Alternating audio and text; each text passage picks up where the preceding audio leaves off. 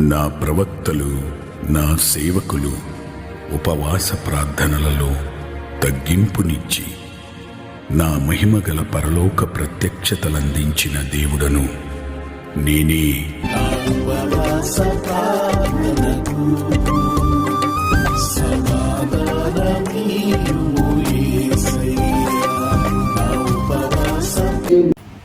ఎస్తేరు గ్రంథము బైబిల్లో ప్రాముఖ్యమైనటువంటి గ్రంథం. ఇందులో 10 అధ్యాయాలు ఉంటాయి, 166 వచనాలు ఉంటాయి.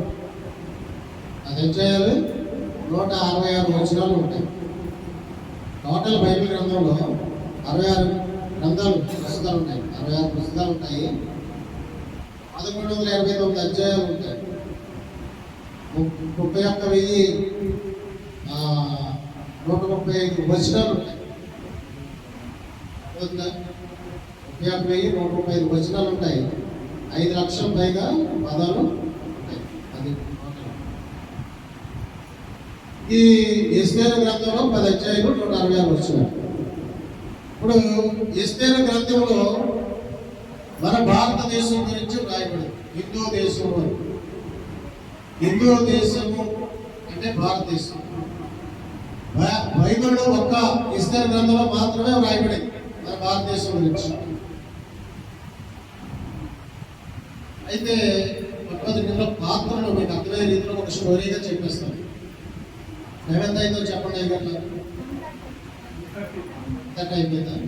ఒక స్టోరీగా మీకు అర్థమయ్యే రీతిలో నేను చెప్తాను. మొట్టమొదటి ఇందులో ఉన్న పాత్రలు ఏంటి? ఫస్ట్ అహేశ్వరోజు అనే ఒక రాజు. ఆయన 127 సంవత్సరాలకు చక్రవర్తి. ఆయన కింద ప్రధానమంత్రులు ఉంటారు. ఎక్కడి నుంచి? హిందూ దేశం మొదలుకొని కూర్సు దేశం వరకు. హిందూ దేశం మొదలుకొని కూర్సు దేశం వరకు 127 సంవత్సరాల్లో ఆయన పరిపాలన చేస్తున్నారు. ఆయన పేరు అహేశ్వరోజు రాజు. ఆయన భార్య పేరు బస్తీ. తర్వాత ఎస్తేరు, వార్దకై, హామాను, అతని భార్య జెరెషు. ఇలాగా 6 పాత్రలు ఇందులో ఉంటాయి. హిందూ దేశం నుండి కూసు దేశం వరకు 127 సంవత్సరాలు అనుకున్నాడు కదా. ఈ కూసు దేశం అనేది ఏంటి? ఎక్కడుంది చూడండి. ఇప్పుడు బైబిల్ గ్రంథంలో మోషే కూసు దేశపు స్త్రీని వివాహం చేసుకోలేను అని ఉంటుంది కదా. అంటే వాళ్ళు నల్లగా ఉంటారు. కూసు దేశస్తులు ఎలా ఉంటారంటే వాళ్ళు నల్లగా ఉంటారు. ఆ విషయంలోనే వీళ్ళకి గొడవ అయింది. దేవుడు వీళ్ళకి పనిష్మెంట్ కూడా ఇచ్చాడు. ఎవరికి? మిరియాముకి, అహరోనుకి. ఆ విషయంలో అంటే యూదురాల్ని కాదని కూసు దేశం చేసుకోవడం ఏంటి, అన్యరాల్ని చేసుకోవడం ఏంటని వీళ్ళు అన్నారు. ఈ కూసు దేశం ఎక్కడుందంటే మాది పారసీకుల దేశానికి సరిహద్దులో ఉంటుంది. ఈ మాది పారసీకుల దేశం మనం చెప్పుకునే ఎలాంటి దేశం? మాది పారసీకుల దేశము, మాది పారసీకుల సామ్రాజ్యము. ఇప్పుడు మనం చెప్పుకునే ఇరాన్ కంట్రీ సరిహద్దులో ఉంటుంది ఈ కూసు దేశం. అంటే ఇథియోపియా దేశానికి దగ్గరగా ఉంటుంది. ఇథియోపియా దేశం అనేటువంటి ఆ దేశం అంటే ఇవన్నీ ఎక్కడ ఉంటాయి? ఇరాన్ దేశం దగ్గర, మిడిల్ ఈస్ట్లో ఉంటాయి. అంటే అవన్నీ ఎక్కడ? ఇజ్రాయెల్ దేశానికి, ఇజ్రాయెల్ దేశము, లెబానోను, ఈ ఇరాను, ఇరాకు, ఇవన్నీ కూడా అక్కడ మిడిల్ ఈస్ట్లో ఉంటాయి. ఇవన్నీ కూడా యేసు ప్రభువు సంచారం చేశారు. బైబిల్ స్టోరీలో జరిగిన ప్రదేశాలన్నీ కూడా అక్కడే ఉంటాయి. ఈ 127 సంవత్సరాలు హిందూ దేశం మొదలుకొని కూసు దేశం వరకు 127 సంవత్సరాలు ఆయన చక్రవర్తి. ఆయన భార్య పేరు బస్తీ. ఆయనకి ఎంత ఆస్తి ఉంటుందో మీరు దాన్ని బట్టి మీరు అర్థం చేసుకుంటారు. ఆయన ఎంత ఆస్తి వరకు ఉంటాడంటే ఆయన హోదాకి తగ్గట్టుగా ఒక విందు భోజనం ఏర్పాటు చేశాడు. 150 దినాలు, ఒక రోజు 2 రోజులు కాదు, 150 దినాలే కదా. 150 దినాలు అంటే 150 రోజులు విందు ఏర్పాటు చేశాడు. ఆ విందులో ద్రాక్ష రసం తీసుకుంటారు, ఎంతో చక్కని భోజనాలు, రుచికరమైన పదార్థాలు. అక్కడికి వచ్చిన వాళ్ళు ఎవరు? గనులు, సంస్థానాధిపతులు, రాజులు, ప్రధానమంత్రులు. వాళ్ళు ఎవరంటే మాది పార్శిక ఆ సామ్రాజ్యానికి సంబంధించిన వాళ్ళందరూ. ఈయన తన హోదా తగ్గట్టుగా పార్టీ ఇచ్చాడు. ఇచ్చి ఆ ద్రాక్షరసం తాగి ఆ విందు భోజనం చేసే ఆనందంలో, ఆ సంతోషంలో తన భార్య అయినటువంటి వస్తి ప్రదర్శించి వాళ్ళందరికీ చూపించి, ఇదిగో నా భార్య ఎంత అందంగా ఉంటుంది చూడండి అంటే తన హోదాను చూపించుకోవాలి, తన భార్య అందాలను చూపించుకోవాలి అని వస్తిని రమ్మని పిలిచాడు. రాణి అయిన వస్తి దీనికి అంగీకరించింది. రీజన్ ఏంటి? భార్య అని అందంగా ఉందని 10 మంది చూపించడానికి అందరూ ఒప్పుకుంటారా? అప్పుడు ఒప్పుకోలేదు. అదేమైంది? రాజాజ్ఞ తిరస్కారం అయిపోయింది. రాజాజ్ఞను తిరస్కరించినట్టుగా అయిపోయింది. ఎప్పుడైతే రాజాజ్ఞను తిరస్కరించిందో, ఇది ఒక్క రాజుగారి ఇంటికే కాదు, ఈ 127 సంవత్సరాలలో ఉన్నటువంటి ప్రజలందరికీ కూడా ఇది కరెక్ట్ కాదు. ఈరోజు రాజుగారి భార్య రాజు మాట వినలేదంటే ఇంకెవరో భార్యలు ఎవరు మాట వింటారు? ఇది మొత్తం అందరి దృష్టిలో కూడా ఇది కరెక్ట్ కాదనేది వాళ్ళందరూ ఆలోచన చేసుకుని, అప్పుడు రాజు అంటే ప్రధానతోటి అధికారులతో సంవత్సరాలతో ఆలోచన చేసినప్పుడు వాళ్ళు అంటారా, అయ్యా ఇది మీ ఒక్కరి సమస్య కాదు, ఆమె ఇది రాజాజ్ఞను తిరస్కరించింది కాబట్టి దీనికి మీరు ఏదైనా పరిష్కారం చేయాలి. ఇది ఇప్పుడు మా భార్యలు రేపొద్దున మా ఇంట్లో మా భార్యలు మా మాటలు వినరు, దీనికి మీరు ఏదైనా పరిష్కారం చేయాలి అని చెప్పినప్పుడు అహష్వేరోషు రాజు ఒక శాసనం చేస్తాడన్నమాట. ఏంటా శాసనం? ఈ 127 సంవత్సరాల్లో ఉన్నటువంటి గృహాలలో ఉన్నటువంటి భార్యలు భర్త చెప్పినట్టుగా వినాలి, భర్త ఆజ్ఞ తిరస్కరించకూడదు. భర్త ఎలా చెప్తారో వినాలి, అలా వినడం వాళ్ళకి పనిష్మెంట్ ఉంటుంది అని చెప్పి ఆయన తాకీదులు రాయించి ఒక శాసనాన్ని రిలీజ్ చేశారు. అది ఆయన మొట్టమొదట రిలీజ్ చేసినటువంటి శాసనం.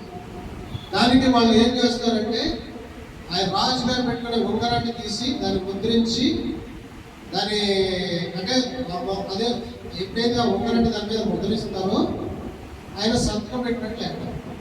ఆ ముద్ర చూసాము, ఇది రాజుగారు చెప్పిన మాట, ఇది శాసనము, మనం ఆయన చెప్పినట్టుగా వినాలి, లేకపోతే రాజుగారు గురి తీస్తాడు, రాజుగారు గురి తీస్తాడు, లేదా పాడ చేతులు తీస్తాడు. అది ఆ రోజుల్లో శాసనం అట్లా ఉండేది. దానికి అందరూ కట్టుబడి ఉండాలి, రాజు మాటకు తిరగలేదు. చూడండి, మనకి శాసనసభలోను పార్లమెంట్లోనూ ఒక చట్టం చేస్తాం. ఏంటా చట్టం? నరహత్య చేసిన వాడిని ఉరి తీసి చంపాలి అని ఒక చట్టం చేశారు. ఎవడైనా నరహత్య చేస్తే ఏం చేస్తారు? ఉరి తీస్తారు. అట్లా అనమాట. అలాగా చట్టాలు చేసే అధికారము ఆయనకు ఉంది, రాజుకు. అప్పుడు సాంప్రదాయం ఏంటంటే తాకీదులు రాసి అట్లా గుర్రాల మీద పట్టుకెళ్ళి అందరికీ అన్ని సంవత్సరాలుగా అందజేస్తారు. 127 సంవత్సరాలు అంటే 127 దేశాలు కావచ్చు. అవి ఎక్కడి నుంచి అంట? భారతదేశం నుంచి కూర్సు దేశం వరకు. అది ఏ టైము? క్రీస్తు పూర్వం 486 సంవత్సరం. క్రీస్తు పూర్వం 486 సంవత్సరంలో జరిగిన సంఘటన. బైబిల్ చరిత్ర ప్రకారం మనకి ఆదాము నుంచి ఇప్పటి వరకు కొత్త నిబంధన కాలం కలుపుకుంటే 6000 సంవత్సరాలు. ఇందులో 2000 సంవత్సరాలు కొత్త నిబంధన కాలం జరిగింది కదా. మనకి 2025 సంవత్సరంలో వచ్చేసాం కదా. అయితే మనకి 486 క్రీస్తు పూర్వం అంటే మనం ఎక్కడికి వచ్చేసామంటే దగ్గర యేసు ప్రభు రాకడికి, అంటే మొదటి రాకడి సమీపానికి వచ్చేసాం. యేసు ప్రభు గారు మొదటి రాకడి సమీపానికి వచ్చేసాం. ఎక్కడి నుంచి? ఆదాము కాలం నుంచి. ఇది ఇక్కడ బైబిల్ ఎట్లా అంటే ఆదాము నుంచి అనుకోండి క్రీస్తు పూర్వం 4000 సంవత్సరాలు, అబ్రహాము అనుకోండి క్రీస్తు పూర్వం 2000 సంవత్సరాలు. అలా తరిగిపోతా వచ్చేస్తుంది అన్నమాట. దగ్గరికి వచ్చి కొద్ది కూడా తరిగిపోతా వచ్చేస్తుంది. ఇది అర్థమైనప్పుడు మీకు అది అదేనప్పుడు బబులోను సామ్రాజ్యం మీద బబులోను మరి నెబుకద్నెజరు మరి యెరూషలేము మీద దండెత్తిన సంవత్సరం ఏంటి? క్రీస్తు పూర్వం 600 సంవత్సరం. ఇది 486 సంవత్సరం. అంటే అప్పటికి ఎన్ని సంవత్సరాలు గడిచింది? ఒక 115 సంవత్సరాలు గడిచింది. అంటే యెరూషలేము దాడి చేస్తుంది అదన్నమాట. క్రీస్తు పూర్వం 486 సంవత్సరంలో జరిగినటువంటి సంఘటనలకి అప్పుడు పరిపాలనా కాలం అలా ఉండేది. అప్పుడు రాజు ఐశ్వర్యసు ఇలా రాజ్యాలను రాజులకు పరిపాలించేవారు. వాళ్ళ కింద ప్రధానమంత్రులు ఉండేవారు.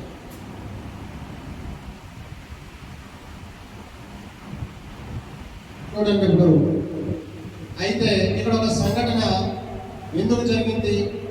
వస్తీ వల్ల జరిగింది. ప్రాబ్లం వస్తీ వల్ల ప్రాబ్లం అయింది. ఆవిడ రాజాజ్ఞను తిరస్కరించింది. రాజు రమ్మంటే వచ్చి అక్కడ నిలబడడం. అప్పుడు వీళ్ళందరూ ఏం చేశారు? రాజుకు ఒక ఆలోచన చెప్పారు. మీకు ఆవిడని పక్కన పెట్టేయండి, ఆవిడ దగ్గర మీకు అవసరం లేదు, ఆవిడ రాణి కాదు, మరొక రాణిగా ఈ సంవత్సరానికి రావాలి. ఈ 127 సంవత్సరాలు ఉన్న అంతకత్తలు అందరినీ పిలుద్దాం. వాళ్ళలో మీకు ఎవరు నచ్చితే వాళ్ళు ఎన్నుకుని మీరు వివాహం చేసుకుని ఆమెను రాణిగా పెడితే ఈ విషయం ఈ 127 సంవత్సరాలకు మీకు తెలిసినప్పుడు ఇది ఒక శాస్త్రంగా ఉండాలి. రాజు మాట ధిక్కరిస్తే పనిష్మెంట్ ఏంటి అని అప్పుడు వీళ్ళందరూ ఆలోచన చెప్పినప్పుడు దానికి రాజు సమ్మతి తెలిసినప్పుడు ఈ 127 సంవత్సరాల్లో ఉన్నటువంటి అందగత్తులందరినీ కూడా రాజు సంవత్సరానికి తీసుకొచ్చి నిలబెడతారు. అందులో ఎస్తేరు కూడా ఉన్నది. ఈ ఎస్తేరు ఎవరు? ఒక యూదురాలు. ఈమె మార్దకయి పినతండ్రి కుమార్తె. అసలు పేరు అతస్స. ఎస్తేరు అసలు పేరు ఏంటి? అతస్స. ఇక్కడ ఎస్తేరు అంటే నక్షత్రమే అర్థం. అతస్స అంటే కదంబం అని అర్థం. కదంబం అంటే పరిమళించే పువ్వుల పొద అని అర్థం. ఆవిడ పేరు మొట్టమొదట మోర్దెకైకి పినతండ్రి కుమార్తె. తల్లిదండ్రులు లేరు, మాత్రమే పెంచుకున్నాడు, తన దగ్గర పెరిగింది. అప్పుడు అవకాశం వచ్చింది కాబట్టి ఎస్తేరును కూడా ఆ రాజ్య సంస్థలోనికి తీసుకెళ్ళాడు అన్నమాట. నిలబెట్టి ఏం చెప్పాడు? నువ్వు ఆయన ఒకవేళ ఆయన నిన్ను ఎన్నుకుని నిన్ను రాణిగా చేస్తే కనుక నీవు నీ జాతి గురించి చెప్పకూడదు, నేను యూదురాలనే విషయం నువ్వు చెప్పకూడదు. అది కండిషన్. అయితే అక్కడ ఏం చేస్తారు? ఈ 127 సంవత్సరాల్లో ఉన్నటువంటి ఈ స్త్రీలు అందంగా ఉన్న స్త్రీలందరినీ తీసుకొచ్చి అక్కడ పెట్టినప్పుడు వాళ్ళని కొన్ని రోజుల పాటు పరిమళ తైలంతో వాళ్ళని, అంటే రాజు కదా ఆయన ముందు నిలబెట్టడానికి ముందు వీళ్ళందరికీ ఏం చేస్తారంటే వాళ్ళు అందంగా తీర్చిదిద్దుతారు, మంచి భోజనం పెడతారు, మంచిగా పరిమళ తైలాలు వాళ్ళకి సువర్ణ ఏవో స్నానం చేయడానికి ఏవేవో వాడతారు కదా, ఇంకా చెట్లు అవి వాడుతున్నారు కదా. అట్లాగా అప్పుడు కొన్ని తైలాలు, సుగంధ తైలాలు, గోపరస తైలము ఇలాంటివి వాడి వాళ్ళు అందంగా తయారు చేసిన తర్వాత ఆయన ముందు నిలబెడతారు.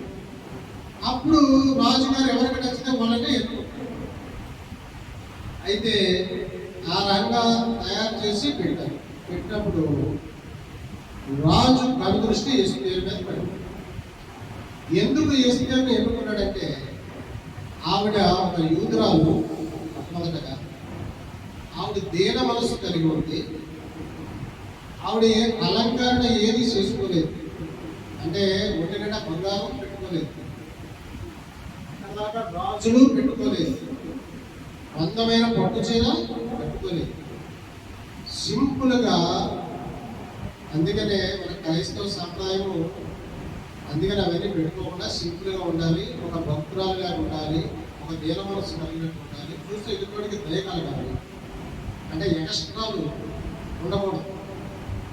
ఎక్స్ట్రాలు చేస్తారు కదా, లోకాంశాలు చేసేవాడు నాకు ఉందని తెలియసుకుని అందరికీ చూపించుకోండి. జీవుటం ఆ బంగారం ఉందని ఒళ్ళంతా పెట్టుకుని వెళ్ళి జీవుటము చూపించు.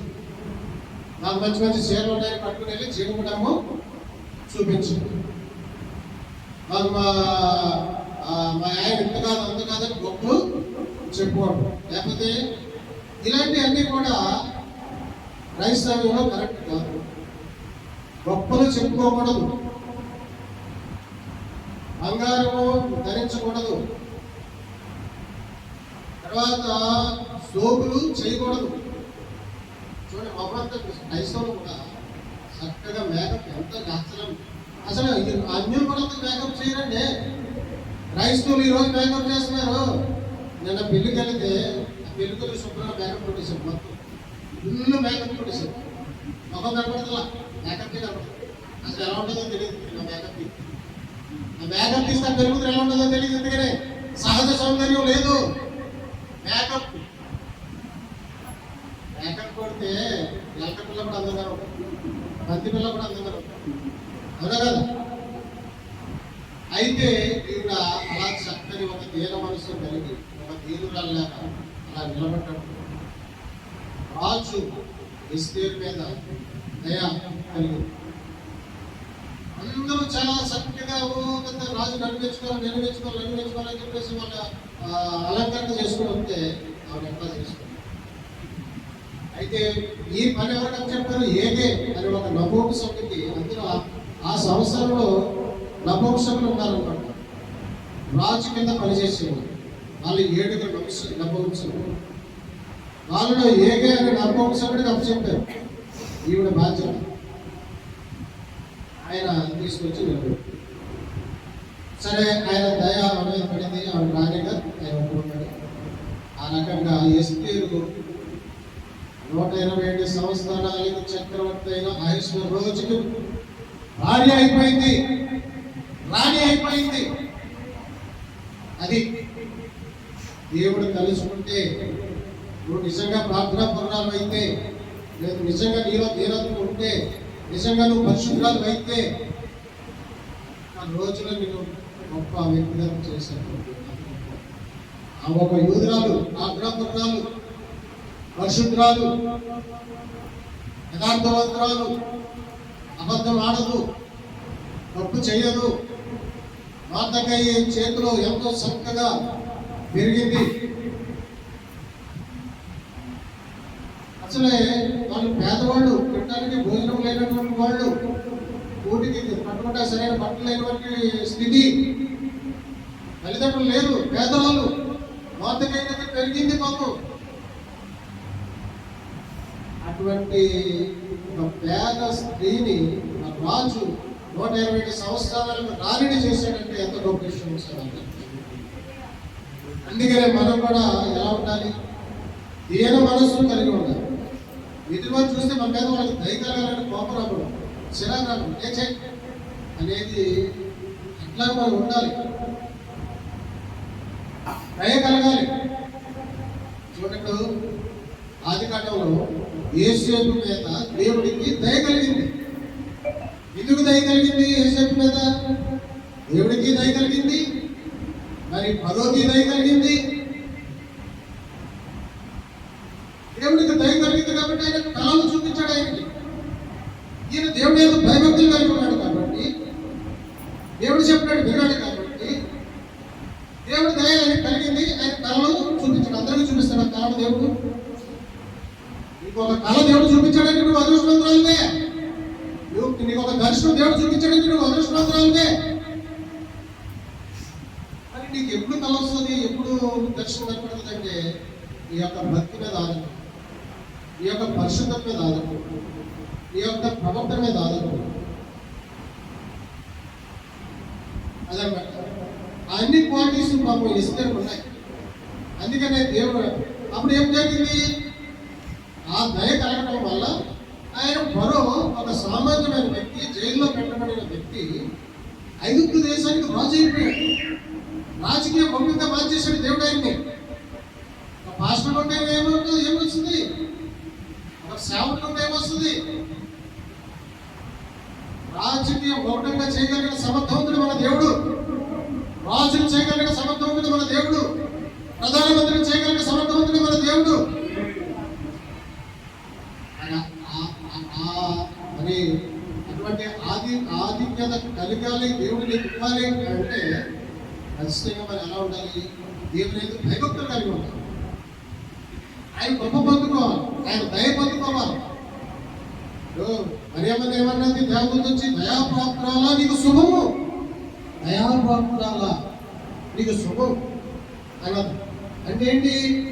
దేవుని దేవుడు దయ పొందుకున్నావు నువ్వు. ఎంతో మంది స్త్రీలు ఉన్నారు ఆ రోజు, మరి అందరికీ దయ కలిగిందా? దేవుడు దయ అందరికీ కలిగిందా? ఒక మరియమ్మకే కలిగింది. ఆ భాగ్యం మరియమ్మకే వచ్చింది, ఆ అదృష్టం మరియమ్మకే వచ్చింది.